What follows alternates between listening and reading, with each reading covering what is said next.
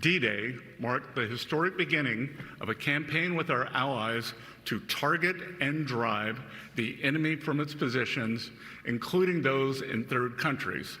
Today, in that same spirit, we are launching an economic onslaught against Iran's financial connections around the globe. Treasury has mapped every node, every facilitator, and every network that Iran has used to smuggle oil and evade sanctions. Beginning today, the actions of Treasury and other agencies will tighten the noose and block every potential source of revenue that funds the IRGC and the evil Iranian regime.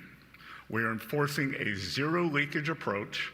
There will be no minimal breathing space for the regime to rebuild its capacity to inflict terror against America and the world.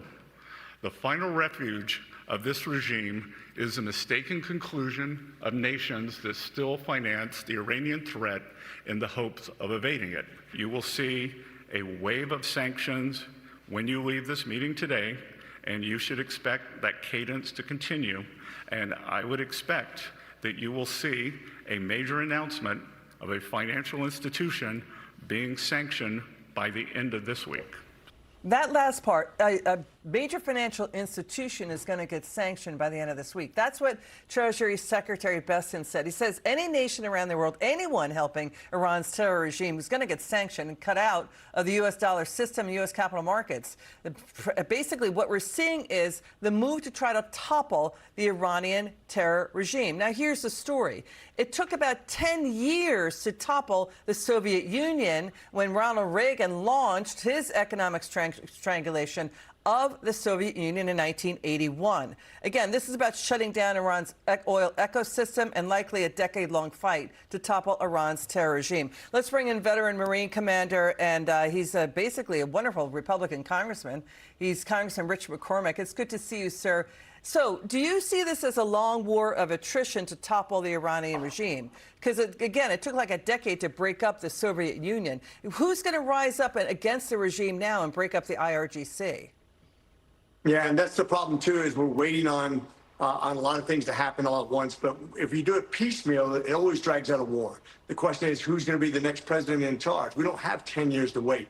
I've always been about unlimited warfare, what we call Clausewitzian warfare in the military. In other words, taking the gloves off, getting rid of their electrical grid, making sure their oil storage facilities are destroyed, making sure the people feel it. Because right now, we've only attacked military targets for the most part.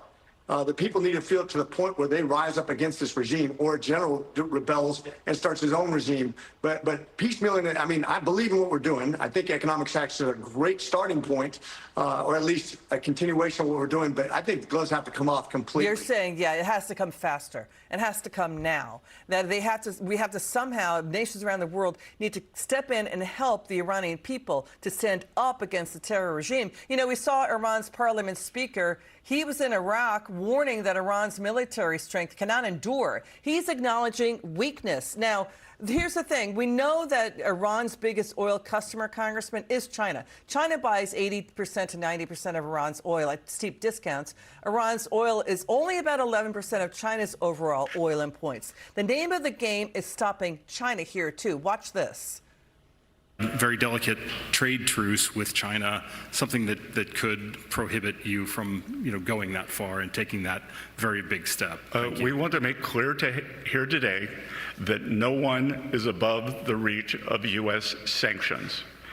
That if they facilitate transactions and are part of the ecosystem that turns Iranian oil into money, into repression, they will be targeted.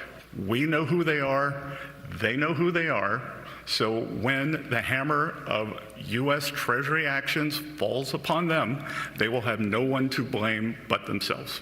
We're not going to name names. That we've already seen some results. I'm not going to set timelines, but we do not have infinite patience here. Don't have infinite patience here. What's going to happen with China? What do you think?